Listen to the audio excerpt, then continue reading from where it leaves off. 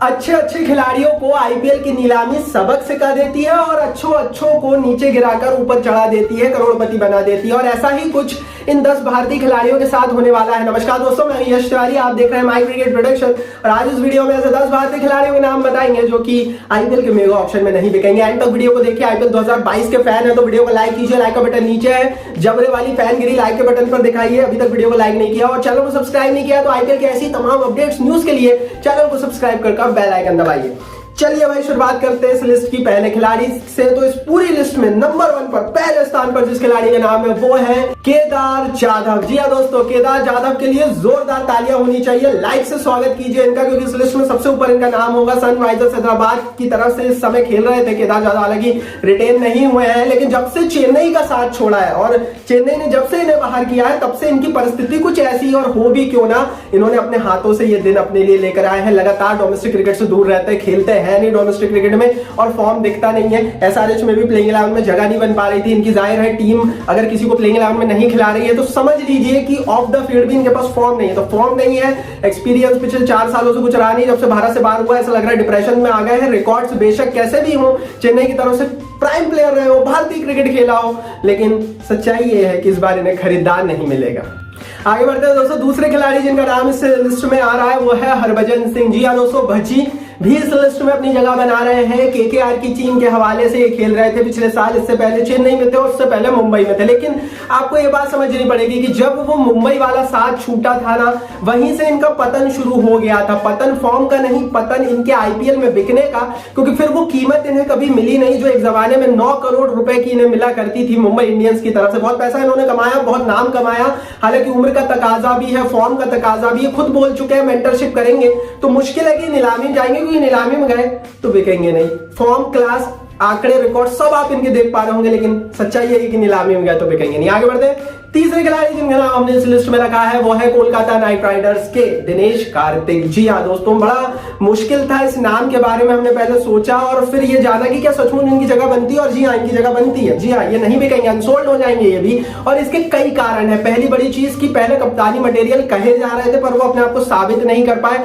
Form उस तरह का नहीं रहा। डोमेस्टिक क्रिकेट में जब अच्छे चलते हैं, आईपीएल में कभी उस तरह से चले नहीं और कंसिस्टेंट नहीं है। बड़ी चीज ये है कि कप्तानी छोड़कर ये कमेंट्री की तरफ भी भागने लगे हैं। और एक और बड़ी चीज ये है कि उम्र का तकाजा भी धीरे धीरे इन पर चढ़ रहा है, तेजी से नहीं पर धीरे धीरे चढ़ रहा है। तो आने वाले 5 साल के लिए ये नहीं है खिलाड़ी, तो टीमें इन पर पैसा नहीं बहाएंगी और मुश्किल है कि ये भी बिक पाएंगे। इनके रिकॉर्ड्स आंकड़े आप स्क्रीन पर देख पा रहे होंगे।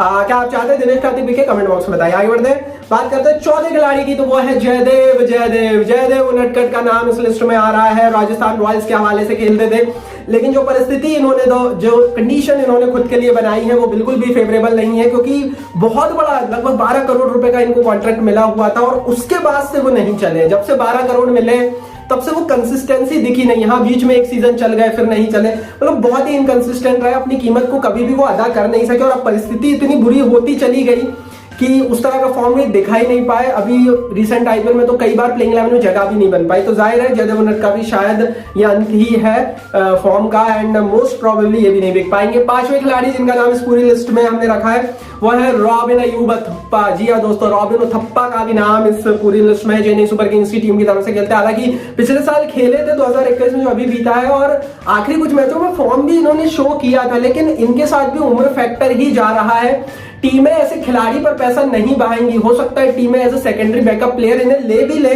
पर मुश्किल है वो भी, क्योंकि टीमें अब युवा टैलेंट की तरफ जा रही है। और जब से वेंकटेश अय्यर का उदय हमने देखा है, जब से हमने वरुण चक्रवर्ती का उदय देखा है, तब से टीमों का पता लग गया, ऋतुराज गायकवाड़ का उदय देखा, टीमों को पता लग गया है कि भाई युवा खिलाड़ियों पर बैंक आउट करना चाहिए। एंड दैट इज व्हाई थप्पा के भी चांसेस कम ही लग रहे हैं कि वो बिक पाएंगे। इनके रिकॉर्ड्स आंकड़े बहुत अच्छे रहे आईपीएल में, उसके लिए तो एक सैल्यूट बनता है, लाइक भी बनता है। आगे बढ़ते हैं, छठवें खिलाड़ी भाई बहुत बड़ा नाम है ये भी इस लिस्ट में, वो उमेश यादव। जी उमेश यादव दिल्ली कैपिटल्स की टीम के हवाले से जो है वो खेल रहे थे और परिस्थितियां कुछ ऐसी इनकी बनी कि लगातार टीमें भी इनकी चेंज हुई और लगातार इनकी जो कद है टीमों में भी घटता चला गया, और जब से ही इंडिया से बाहर हुए तब से खत्म सा हो गया भाई ये प्लेयर। ये बहुत तेज गेंदबाज रहे हैं और इनके ऊपर भरोसा भी बहुत जताया गया है, लेकिन उस भरोसे पर आईपीएल में तो कम से कम ये खरे उतरे नहीं है, क्योंकि फॉर्म और इनके आंकड़े उस बात की गवाही नहीं देते। तो जाहिर है उमेश यादव का भी बिकना, जिस तरह का फॉर्म और जिस तरह से टीम इंडिया से बाहर हुए हैं, जो ब्रांड इक्विटी इनकी कम हुई है, उसके कारण मुश्किल है।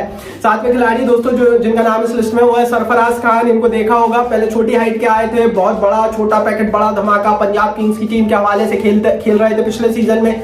इन्हें आरसीबी की टीम ने एक जमाने में 6-7 करोड़ रुपए में रिटेन किया था, मेरे को ऑप्शन में 2016 की ये बात है, लेकिन उसके बाद से ये नहीं चले और उसके बाद से अलग अलग टीमों में भी गए, अपनी कीमत कम करते करते, बेस प्राइस कम करते करते गए, बट मुश्किल है कि इस बार ये बिक पाएंगे, क्योंकि अपने आप को इन्होंने कभी प्रूफ किया ही नहीं उसके बाद। और इनके आंकड़े भी आप देख पा रहे होंगे, इन्होंने कभी अपना उस करियर बनाने की तैयारी की ही नहीं आईपीएल में, कि वो कंसिस्टेंटली यहाँ पर खेले और कंसिस्टेंटली यहाँ पर रन्स बनाए और पैसा भी बनाए, तो इसलिए इनका नाम इस लिस्ट में नहीं बिक पाएंगे। 8वें नंबर पर हमने पीयूष चावला को रखा है। उम्र का तकाजा जाहिर है, मुंबई इंडियंस की टीम के हवाले से खेल रहे थे, मुंबई की टीम ने भी इन्हें एज ए मेंटर का ही रोल देकर रखा हुआ था, और जो परिस्थिति हमने हरभजन सिंह के साथ देखी है वैसी हमें कुछ पीयूष चावला के साथ आती हुई नजर आ रही है। एंड मुश्किल है इनका भी बिक पाना, क्योंकि उम्र का तकाजा भी है, फिटनेस का तकाजा भी है, फॉर्म का तकाजा भी है, प्लेइंग 11 में भी जगह नहीं है। बहुत बड़े आईपीएल खिलाड़ी रहे, इनके रिकॉर्ड्स आंकड़े आप देख पा रहे होंगे, लेकिन फिर वही बात है कि जब समय आता है तो सबका आता है, और ऐसा कोई दुनिया में बचा नहीं है जिसका समय ना आया हो, और पीयूष चावला का शायद वो समय आ गया है कि इन्हें भी शायद अब बाहर